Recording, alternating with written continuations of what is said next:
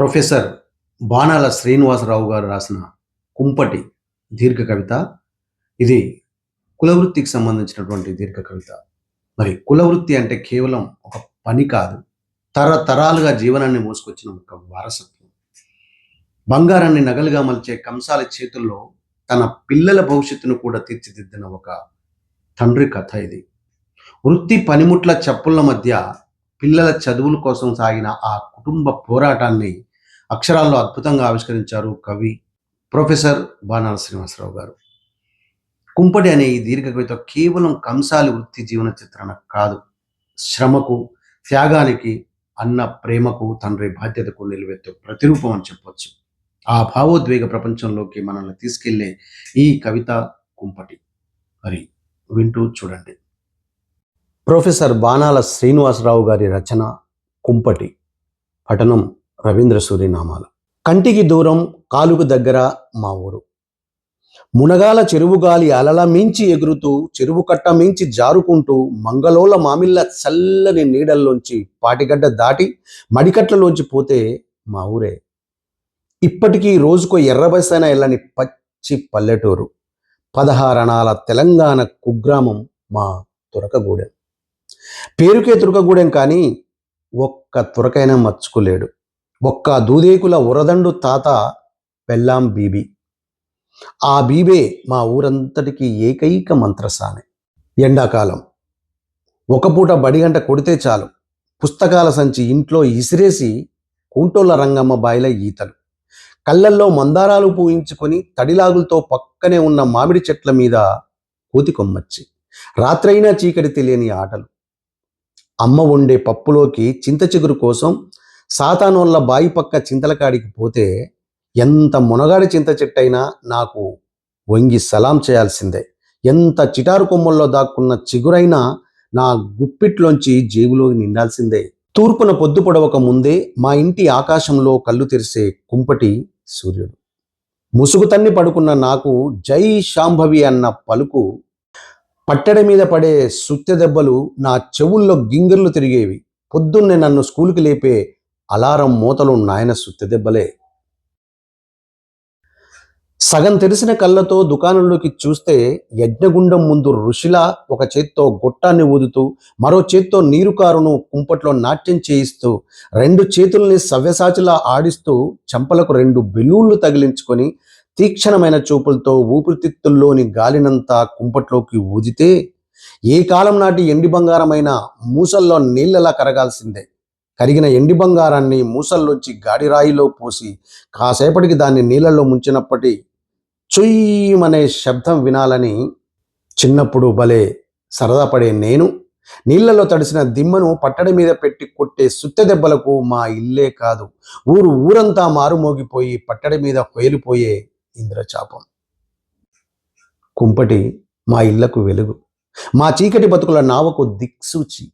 అది మా నాయనకు నిశాని, మా తాతకు ప్రతీక, మా తరతరాల వారసత్వాల కులవృత్తికి చిత్రిక, మా కులం మొత్తానికి సజీవ సంకేతం. కుంపటి మాకు జీవితం, జీవించడానికి వెలుగు. కష్టాలు మమ్మల్ని చుట్టుముట్టినప్పుడు మా కన్నీళ్లకు చెమ్మగిల్లే చెక్కిలను తుడిచే వేడి వేళ్ళు. అది మా గుండె ధైర్యం, మా జీవన వేదం, మమ్మల్ని పలికించే తంత్రి నాదం, మా బడుగు వర్గాల పర్యాయ పదం. కుంపటి మా ఇంటి తోటలో పూసే సూర్యపుష్పం.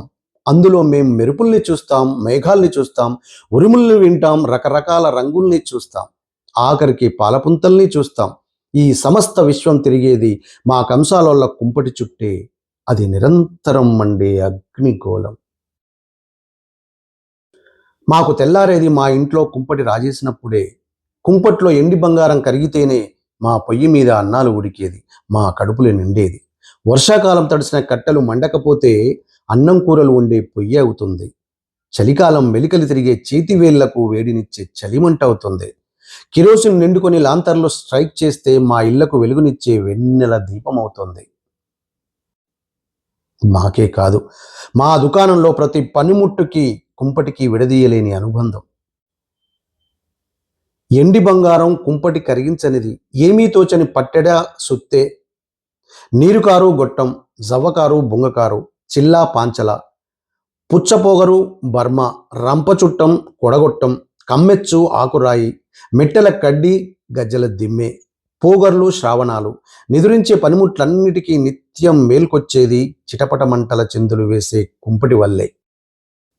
మా నాయన దుకాణంలో కూర్చుంటే రకరకాల రాగాలు పలికే పనిముట్లు, జాతీకారు పాడే జావలీలతో, పట్టుకారు చేసే పదనిస లయల్తో, పట్టెడ ముద్దు అందించే రుంజ మోతలతో, కమ్మెచ్చు తీగల కిన్నెర నాదాలతో, చిమ్మెట చేసే సిరిమువ్వల సవ్వడితో, డొక్కురాయి పలికించే డోలు దరువులతో ఎప్పుడు చూసినా ఏవో కొత్త రాగాలల్లుతూ కనిపించే సంగీతకారుడు మా నాయన.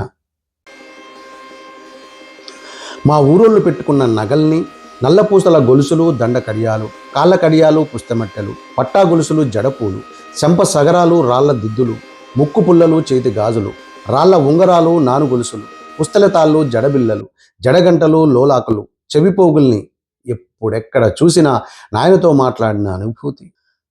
నాయన చేసే పుస్తమెట్టెలతో, అమ్మ కట్టే బాష్కాలతో ఊళ్ళో డోలు వాయిద్యాలు మోగేవి, పెళ్ళిళ్ళు జరిగేవి. పెళ్లి చేసే అయ్యగారు రాకపోతే అయ్యగారి అవతారం ఎత్తే నాయన. అప్పుడెప్పుడో ఆలు ఆలిఫ్బేలు చదువుకున్నా వడ్డీ లెక్కలు చూడడంలో, అప్పుపత్రాలు రాయడంలో ఊరంతటికి ఆయనే దిట్ట. వడ్ల బత్తుడు ఊళ్ళో లేని రోజు గౌన్ల కత్తలకు కాళ్ళొచ్చి మా ఇంటికి నడిచొచ్చి, కుంపటి మంటల్లో వేడెక్కి, సుత్తెదెబ్బలకు పదినెక్కి, తాటి గెలల్ని సరసరా కోస్తే అర క్షణంలో భూమి మీదకొచ్చే ఆకాశగంగ.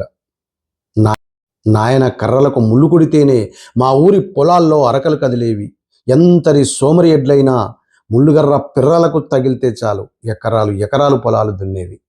కల్లాల కాలంలో వరి కోసిన పొలాల్లోంచి వరికట్టల్ని నెత్తినేసుకొని వరివాముకు కాళ్ళొచ్చినట్లు ఒంటరిగా వస్తున్న నాయన చెరగని ముద్ర నా మనస్సులో.